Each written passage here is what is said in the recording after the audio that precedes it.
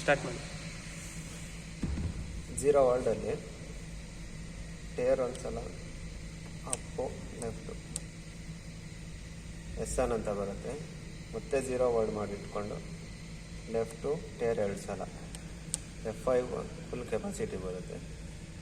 So Appu left Appu ಬಂದು increase ಆಗುತ್ತೆ ಎಷ್ಟು ಬೇಕೋ ಅಷ್ಟು.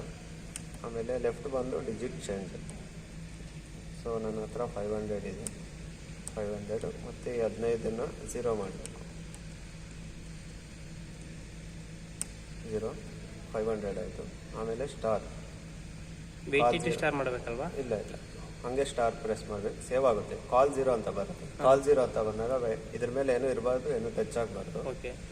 ಮತ್ತು ಸ್ಟಾರ್ ಮಾಡಿದ್ರೆ ಕಾಲ್ SP ಅಂತ ಬರುತ್ತೆ. ಸೊ ಆ ಕಾಲ್ SP ಅಂದಾಗ ವೆಯ್ಟ್ ಇರಬೇಕು, ನಾವು ಎಷ್ಟು ಎಂಟ್ರಿ ಮಾಡಿದ್ದೀವೋ ಅಷ್ಟು. ಸೊ ವೆಯ್ಟ್ ಇಟ್ಟು ಒಂದು 2-3 ಸೆಕೆಂಡ್ ಬಿಟ್ಟು ಮತ್ತೆ ಸ್ಟಾರ್ ಪ್ರೆಸ್ ಮಾಡಬೇಕು. ಸೊ ಕ್ಯಾಲಿಬ್ರೇಷನ್ ಪ್ರೋಸೆಸ್ ಕಂಪ್ಲೀಟ್ ಆಗುತ್ತೆ. ಓಕೆ.